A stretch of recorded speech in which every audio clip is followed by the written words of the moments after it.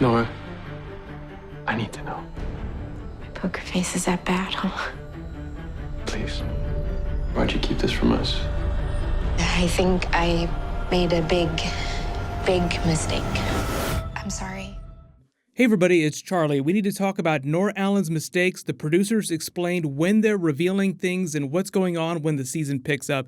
So if you're finding me for the first time, there's a new round of that flash ring giveaway. All you have to do to enter is be a subscriber and leave a comment on the video. I'll name a new winner at the end of this.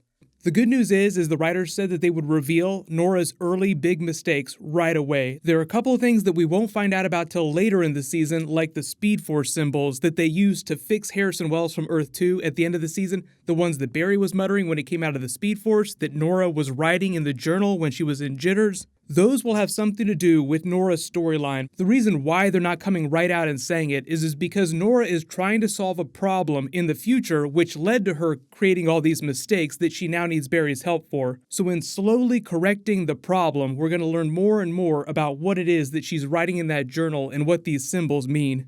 So the very first big secrets that we're going to learn about, as implied by the trailer, are why she came back into the past in the first place, why she's stuck here, what her mistakes were, and why it is that she doesn't like Iris so much. Like, she'll do anything she can to not spend time with Iris. I wouldn't go so far as to say that she hates her mother, but she definitely does everything she can to avoid her presence. The really cool thing, though, is that the mistakes that she made, the problem that she was trying to fix initially in the future, the reason for her coming back into the past, and the reason why she doesn't like Iris are connected. They're all symptoms of the same problem, and it has to do with what Cicada is doing in the future. So we saw Cicada in the present, right after this save that Barry made at the end of the season with Nora's help. We know at least one or more of his children died. He blames metas. His whole thing this season is that he just wants to kill all metas. So the worst possible thing that you could be in proximity to him with that Speed Force dagger is a meta of any kind. It doesn't matter whether you're a good meta or whether you're a bad meta, like the Rogues are still on his shit list, just like Team Flash is on his shit list. The thing about his powers is that as a side effect, he's functionally immortal, meaning that he just goes on trying to kill metas into the future until we get to Nora's time. The producers said that that's 30 years in the future, so I'll talk about Nora's age too, because she's no younger than 24 years based on this crisis date, because you have to assume that right before this happened, Iris would have had to have been pregnant. She was conceived before Barry died, and if she's from 2048, that leaves 24 years, so she can't be younger than 24 years old. Can't really be older than 28, assuming that she's not conceived this season.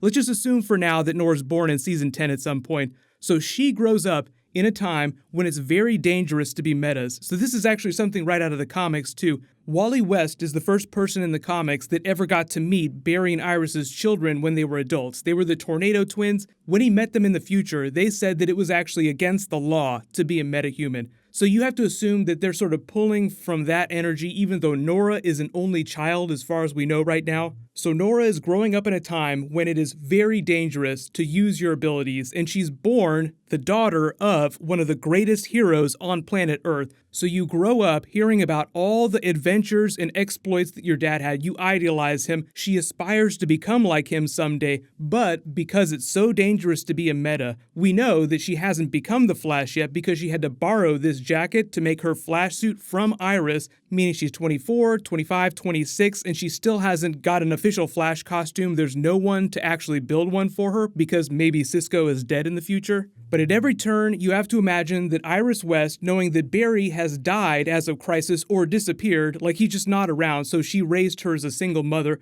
Iris is probably like, please do not use your abilities, I don't want you to die too. So imagine you have the power of a god, you're a teenager, and your mother tells you the only thing you're not allowed to do is use your abilities. Don't be special. Don't be like your father, and don't try to go back in time. So imagine some resentment building up over a couple years till finally Nora can't take it anymore. She wants to fix things and be just like her father, so she gets the bright idea to come back in time and try to change history for Team Flash. That's why during each of her episodes during season 4, she was visiting different members of Team Flash to learn about them, develop a plan for saving them in the future to somehow change the timeline for the better. But we all know what happens when the Allen family tries to go back into the past to change history. You get stuff like Savitar. Remember how crazy things were for Iris during season 3 because she thought that she was going to die at every turn? Barry thought that she was going to die. That's another reason why Iris would not want Nora to go back into the past, because she'd only be thinking about what happened with Savitar. So Nora's first big mistakes were in coming back into the past to try and change things. She came back to visit Barry at the wedding, then she went back to the future to see if that had had any effect. Then she came back into the past again to visit Cisco, an elongated man. She came back each time, then went back to the future. So it wasn't like she was just hanging out at jitters the whole time she wasn't on screen.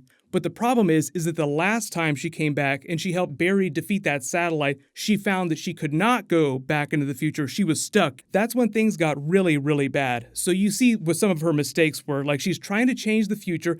Things maybe get altered a little bit, not quite what she wanted, so she keeps having to come back to try and make things even better. Like, okay, that didn't work, we'll try something else, till finally she's stuck. And Cicada is still a very big problem in the future. They haven't solved that yet. So the first big problem they have to solve is Nora trying to explain what she did wrong without giving away too much information about the future, because she seems really smart, so she probably understands that she can't tell them everything that happens to them, otherwise that will also cause giant ripples in the timeline and it'll get even worse. So treading lightly, they have to find out what she did wrong and then fix that so that she can get back. And then while that happens, they start to encounter Cicada. So you have to imagine that Nora is sort of like feeding them information about the future as much as they need to without trying to make things worse. So that's why, like, they have this conversation in the trailer during episode 1. Nora, how could you keep this from us? So that's her basically explaining, yeah, so I came back into the past, I visited all these people, but this is why. The thing I'm actually really happy about is that they explained the Speed Force symbols, because we got to the finale and they just mysteriously fixed Harrison Wells using that without explaining anything about how they work. Like, we know that it has something to do with stuff that's happening in the future. Like, it's almost as if it's an alternate language that Barry used to interpret when he came out of the Speed Force, because they decode it and it's basically just phrases that people speak in the future. It's a little more complicated than that, but that's why they're using the entire season to sort of explain that. Because it'd be like if they got all the answers at the beginning of Flash season 4, like there'd be no drama, no tension. So if you've been holding out for what the hell all this stuff is about, they're gonna pay that off, but not till later in the season. They also explained Wally West is only going to be in 3 episodes, including episode 1. I'm really hoping that he comes back for the 100th episode, then maybe like at the end of the season. But they said that because they have to write him out of the show, like the person that plays Wally West wants to go off and do other things, they said they're going to have a really cool reason for him to actually leave the city and not be around. So Wally will be on a mission when he's not on screen, even though that's just a way of explaining why the actor himself isn't on the show. We don't know exactly what that's going to be. It could have something to do with him going to Earth 3 or Earth 2 to help Jesse Quick, or going somewhere else in the multiverse, but they'll have some cool reason for him to not be around. So at least it's not going to be him just walking off screen and the writers never explaining it, because that would be a pretty big middle finger. Post all your Nora theories in the comments below. There was a whole bunch of comic book stuff recently, so I'll try to get through those videos as fast as possible. Congratulations to the giveaway winner from my last big video. The gaming YouTuber Not the Best. Very specific YouTube name. Please email me on the back end of my channel so I can get your contact details. Click here for that new Spider-Man Far From Home teaser, and click here for that new Flash promo. Thank you so much for watching. Everybody stay awesome. I'll see you guys tonight.